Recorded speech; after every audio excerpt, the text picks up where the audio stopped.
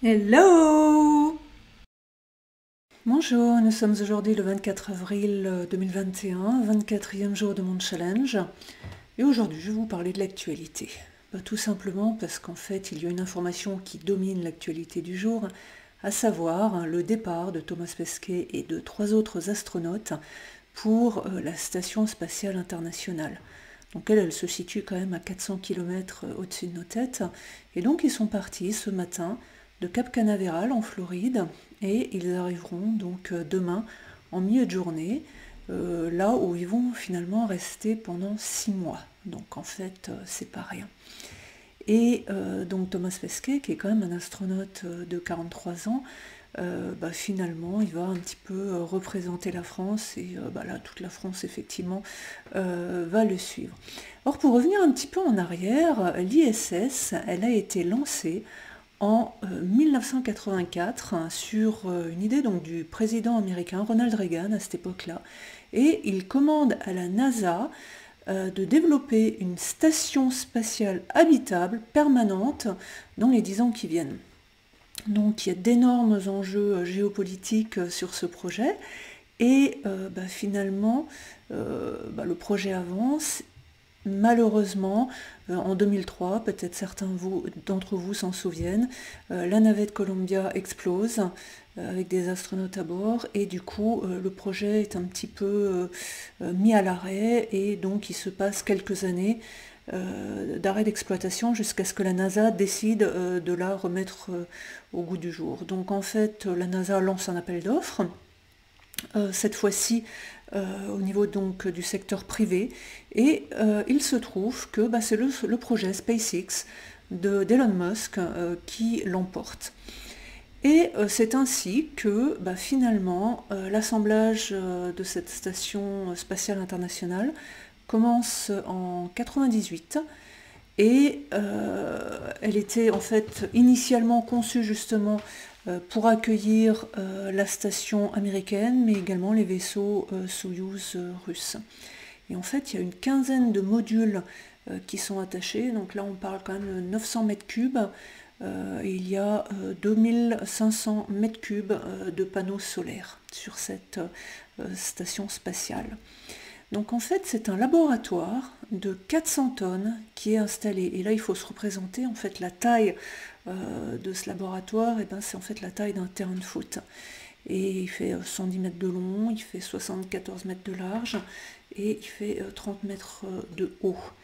Et en fait, c'est le plus gros objet artificiel qui est en orbite et puis qui est juste au-dessus de nos têtes et qui file justement à 27 600 km par heure, qui est justement la vitesse qui est nécessaire pour l'empêcher de nous tomber dessus, quoi. Donc, et c'est aussi la vitesse qui permet aux astronautes d'être en apesanteur. Oui, donc en fait on dit apesanteur maintenant, puisque c'est pour éviter la confusion entre la pesanteur et l'apesanteur. Donc en fait maintenant on dit l'impesanteur. Donc en fait c'est ainsi qu'en 2012, on a le premier vol opérationnel vers cette station spatiale, et elle sera suivie par plus d'une centaine d'autres vols. Donc effectivement SpaceX est assez prolifique de ce côté-là. Il faut savoir en fait que l'innovation de SpaceX réside dans le fait qu'il y a un lanceur qui est réutilisable et qui permet donc de limiter très sérieusement les coûts et donc de multiplier les départs. Et en fait, donc depuis le début, SpaceX n'a utilisé que 5 lanceurs neufs pour par exemple 25 lancements en 2020. Donc il faut aussi savoir que finalement dans cette station spatiale, il y a une vie qui est alors minutieusement organisée. Et puis finalement les astronautes ils ont quasiment pas de temps pour eux, et ils font un tas d'expériences et de la maintenance, enfin bon ils font un tas de choses. Parce qu'en fait l'idée quelque part qu'il y a derrière, c'est d'utiliser toutes ces expériences pour plus tard les appliquer à d'éventuels vols vers Mars et vers la Lune.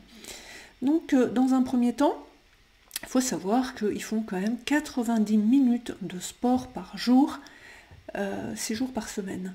Tout ça pour réduire les effets de l'impesanteur sur l'organisme, puisque évidemment l'organisme est quand même mis à rude épreuve dans une telle expérience.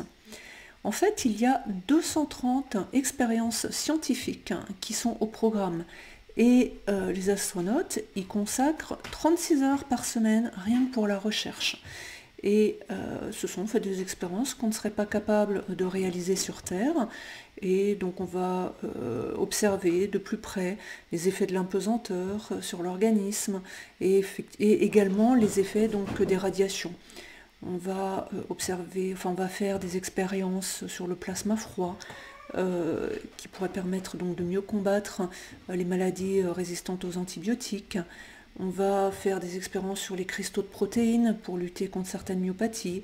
On va faire des expériences sur des métaux antimicrobiens, sur le vieillissement accéléré dans l'espace des cellules souches du cerveau.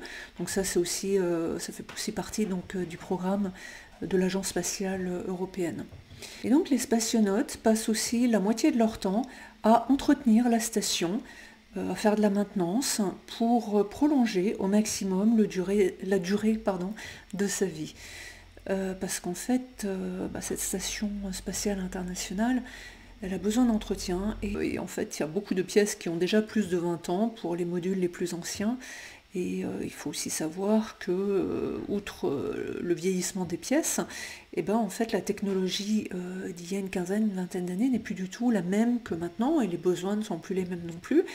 Et en fait, la génération de puissance électrique est un petit peu limitée par rapport à la station qui a continué de grandir. Et en fait, pour faire tout ça, ça va sous-entendre que les spationautes sortent à l'extérieur, dans l'espace, pour améliorer le système électrique de ces panneaux solaires. D'ailleurs, Thomas Pesquet va donc faire des sorties dans l'espace pour installer de nouveaux panneaux solaires, pour augmenter la production d'électricité et donc de prolonger l'utilisation donc, de cette station spatiale jusqu'en 2030. Donc bien évidemment, ça fait partie de ces projets, mais absolument pharaoniques, absolument magiques.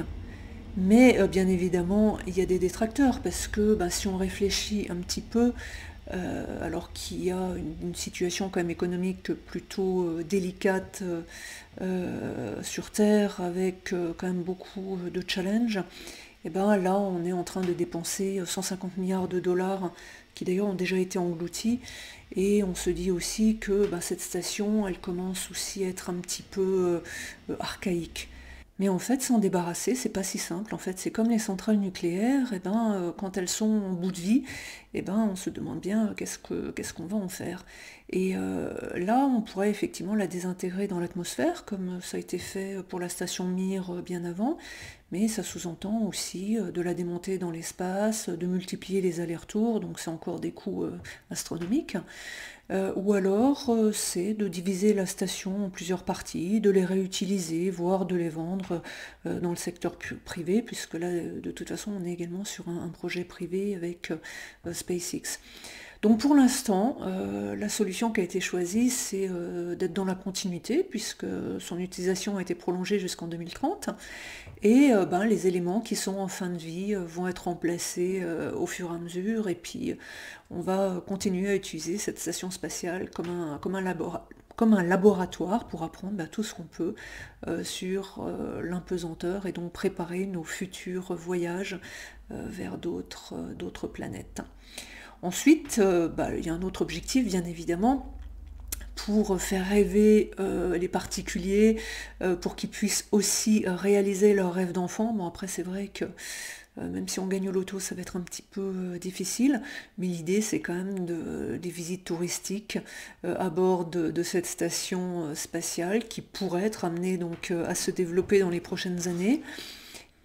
Et d'ailleurs, certaines entreprises américaines envisagent même d'ajouter leur module à cette station spatiale internationale pour y envoyer des touristes.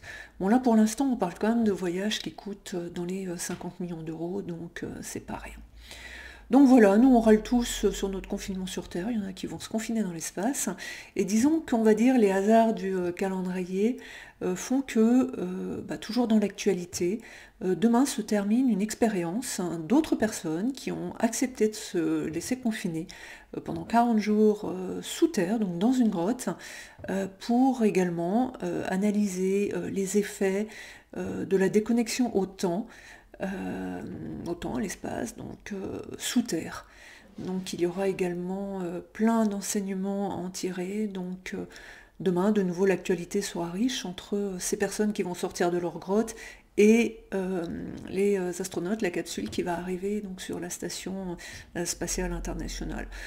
Voilà, donc c'était le sujet du jour que bon, j'ai trouvé très inspirant parce que effectivement ça met des étoiles dans les yeux, parce que c'est vraiment Thomas Pesquet, enfin bon, les astronautes, les spationautes, ils ont vraiment ouvert le champ des possibles et on part d'un rêve d'enfant et puis voilà, on se retrouve dans l'espace et quelque part ça a quelque chose de magique et puis qui peut faire rêver beaucoup d'entre nous.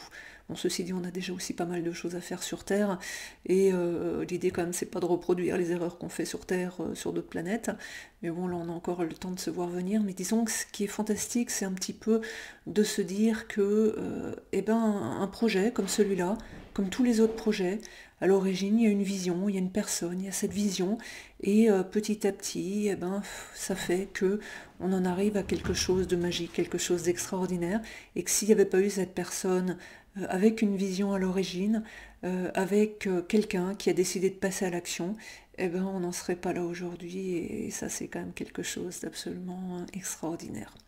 Une bonne leçon à appliquer à nos vies pour passer à l'action et pour faire des choses encore plus grandes qu'on pouvait l'imaginer. Voilà, en tout cas, je vous remercie de m'avoir écouté et je vous dis donc à demain pour un nouveau sujet. Merci, au revoir.